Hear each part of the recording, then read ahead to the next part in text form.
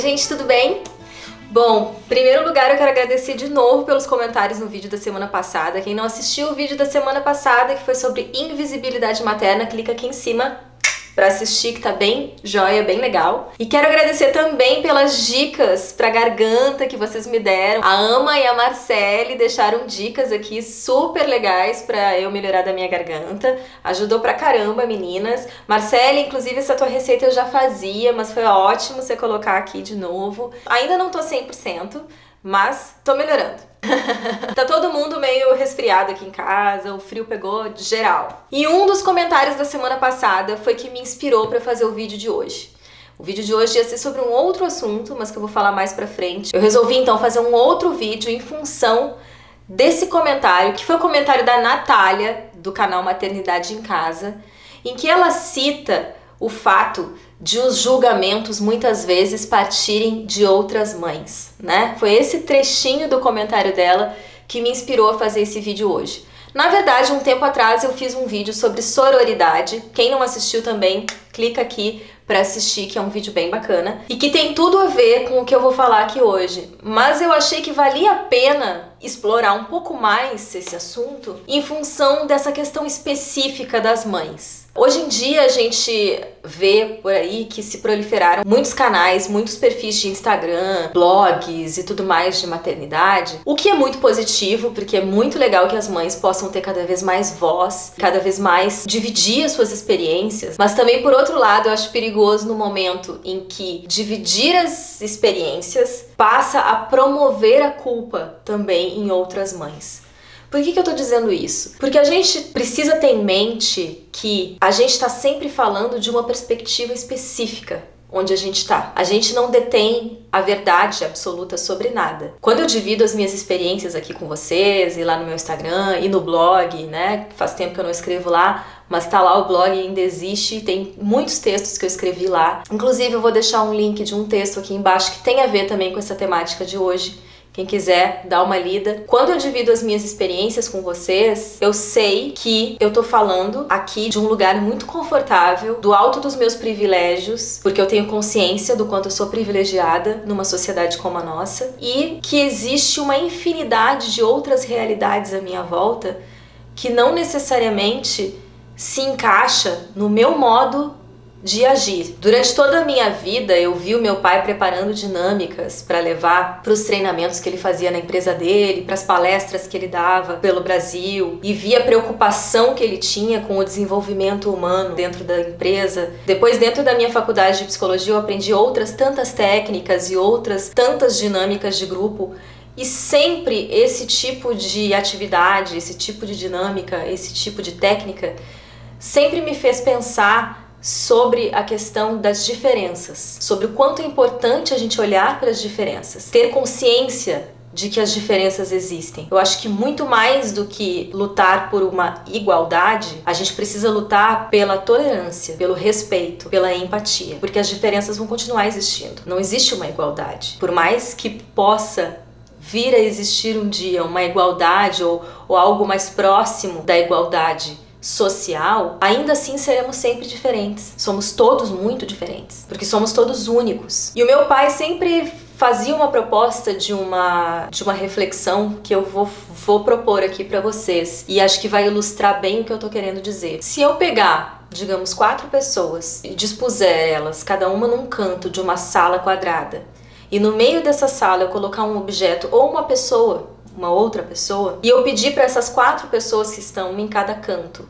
me descreverem o que elas estão vendo, cada uma delas vai me descrever algo diferente. Cada uma delas vai me dar uma descrição diferente do que tá vendo. E todas elas estão vendo a mesma coisa. Eu não posso dizer que nenhuma delas tá mentindo, mas cada uma delas vai me dar uma descrição completamente diferente da mesma coisa. Porque cada uma está em uma circunstância diferente, está a partir de uma perspectiva diferente. E a maternidade, assim como a vida, é mais ou menos assim. No momento em que eu divido as minhas experiências com vocês, eu tenho a consciência de que eu estou falando da minha perspectiva. E dividir a experiência, no meu ponto de vista, para ser construtivo, precisa ser muito mais algo no sentido de, olha, também existe esse jeito de fazer, do que propriamente faça isso, faça do jeito que eu fiz. Não, é muito mais você poder entrar em contato com uma outra possibilidade, uma outra visão e agregar a sua percepção e chegar no seu próprio jeito de fazer as coisas do que simplesmente reproduzir algo que alguém está falando. Acho que é muito valioso a gente dividir as nossas experiências, mas sempre no sentido de agregar com as experiências dos outros. Se a gente juntar a descrição dessas 4 pessoas em cada canto da sala, aí a gente vai ter algo mais próximo da totalidade do que é o que está ali no centro, né? E ainda assim, não dará conta da totalidade do que é o que está ali. Então, o grande problema que eu vejo nessa questão toda da maternidade e que a gente tem visto que às vezes se torna quase que uma competição, quase que um troféu, quase que olha só o que o meu filho faz, ou olha só o que eu faço, quase que como uma necessidade de afirmação, né, de que se está correto. Talvez até mesmo pelas inseguranças todas que a maternidade traga, né? A maternidade nos traz tantas inseguranças, tantas incertezas, que talvez até por isso, às vezes, uma ou outra pessoa tem essa necessidade tão grande de uma afirmação de que ela está certa. E não existe um certo, não existe como a gente saber que a gente está fazendo certo na maternidade. A maternidade é sempre um tiro no escuro, é sempre um mergulho no vazio, é sempre um confiar na natureza das coisas, é sempre um confiar que tudo vai dar certo. Porque a gente só vai saber o resultado de tudo que a gente faz lá na frente. Por mais que a gente saiba de alguma coisa, ou por mais que a gente leia, que a gente se informe, como é o meu caso, como é o caso de outras mães que eu conheço, ainda assim, a aplicação das coisas, a aplicação das teorias, dos conceitos é muito singular. Cada um vai fazer isso do seu jeito e o resultado disso ninguém sabe. Então não há como eu pregar uma verdade se nem eu mesma sei aonde isso de fato vai dar. Eu sei da minha experiência diária, eu sei do que eu observo no exato momento em que eu estou vivendo. Então eu posso dizer para você que eu fiz isso aqui na minha casa, eu fiz isso com o meu filho e isso tem funcionado muito para nós. E talvez isso vá abrir os seus horizontes e você vá pensar em outras possibilidades também. Mas não pode ser algo que aprisione, algo que engesse, algo que cristalize ideias. Porque tudo muda o tempo todo. E o que é bom hoje ou o que funciona hoje pode já não ser bom e nem funcionar amanhã. E a gente sabe muito bem disso. Quantas vezes a gente já observou coisas desse tipo acontecendo na história da humanidade. Então o grande problema não é eu ter tido um parto natural em casa e você ter tido uma cesárea. O grande problema não é eu ter amamentado meu filho até os 2 anos e 8 meses e você ter amamentado até os 4 meses. O grande problema não é eu ter ficado 2 anos com o meu filho sem trabalhar e você ter voltado a trabalhar quando seu filho tinha 6 meses. O grande problema não é se eu tô com meu filho 24 horas e se você deixa o seu filho com uma babá ou numa escolinha. O grande problema está se uma de nós não estiver feliz com as nossas escolhas.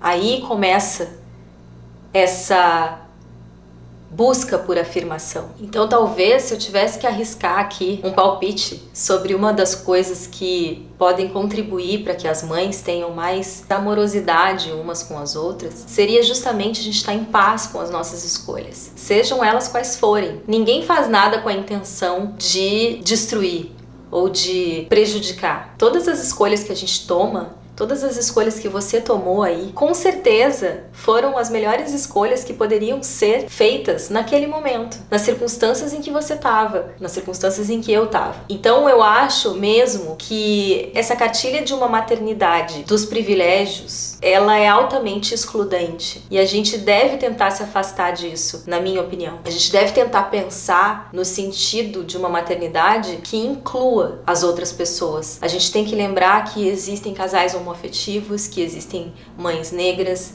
que existem mães pobres, que existem mães doentes, que existe todo tipo de relação familiar que se possa imaginar e outros tantos que a gente não imagina. Eu, na minha experiência durante a faculdade de psicologia, Eu tive na minha frente muitos tipos de mãe. Eu tive na minha frente mães dependentes químicas, eu tive na minha frente mães soropositivas, eu tive na minha frente mães com questões psiquiátricas graves, eu tive na minha frente filhos que foram abandonados pelas mães. E eu posso afirmar para vocês que em nenhuma dessas situações havia falta de amor. Com certeza, todas essas mães que eu tô dizendo aqui para vocês amavam seus filhos tanto quanto eu amo meu filho, mas elas demonstravam esse amor do jeito que elas podiam naquele momento, naquelas circunstâncias, com as informações que elas tinham e com toda a carga que é fruto da criação que elas tiveram. Então, se eu fiz as minhas escolhas do jeito que eu fiz, se eu tive meu filho num parto humanizado, natural, domiciliar, se eu amamentei meu filho até os 2 anos e 8 meses de idade, se eu fiquei com ele 2 anos e abdiquei do meu trabalho para isso, não é porque eu sou uma pessoa melhor ou mais iluminada, ou porque eu sou uma pessoa mais evoluída espiritualmente. Não. Eu tenho lá o meu caminho espiritual, eu tenho as minhas práticas de autoconhecimento, tenho os meus anos de terapia, mas não é isso o mais determinante nas minhas escolhas. O mais determinante nas minhas escolhas são as circunstâncias nas quais eu vivo. É um conjunto de coisas. São as circunstâncias nas quais eu vivo, aliadas às informações que eu tenho. Mas só as informações que eu tenho, sem as circunstâncias que eu vivo, não resultariam nas minhas escolhas. Então a gente precisa saber que circunstância muda tudo. Por mais que você tenha as mesmas informações que eu, ou que a outra, por mais que nós tenhamos a mesma informação, se nós tivermos circunstâncias diferentes, as escolhas e os resultados serão diferentes. Por isso, o meu convite com esse vídeo aqui hoje, já que eu sempre faço um convite para vocês, e a ideia é a gente refletir juntas mesmo, o meu convite hoje é exatamente para a gente se colocar mais no lugar do outro. É um convite à empatia. E empatia, praticar a empatia, conseguir se colocar no lugar do outro, pressupõe que eu saiba que eu não detenho toda a verdade a respeito daquele assunto. Senão eu não consigo me colocar no lugar do outro, porque se colocar no lugar do outro requer esse desprendimento, exige que eu possa considerar que o que o outro está dizendo também é real, também é verdade. A minha verdade não é a única, ela é apenas uma parte do todo. Aquilo que eu falo aqui é apenas o que eu vejo do meu canto da sala. Então eu espero que esse vídeo tenha sido útil para vocês. Eu realmente quero muito que as mães possam dialogar mais, que possam se entender mais, independentemente de quais escolhas elas fizeram na sua vida, dos rumos que tomaram, porque dividir as experiências que a gente tem com a maternidade não pode fazer com que tantas outras mães que já tomaram outros rumos nas suas vidas se sintam culpadas por aquilo que fizeram lá atrás, pela informação que elas nem tinham e que de repente se sintam as piores pessoas do mundo. Dividir as nossas experiências com a maternidade não pode significar deixar uma mãe que não tem condições de fazer essas mesmas escolhas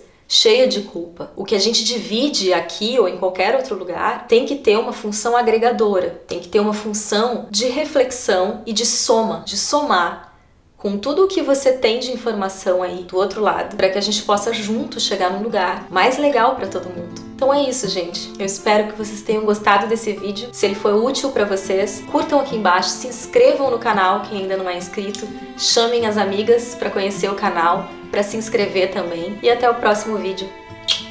Beijo grande para vocês.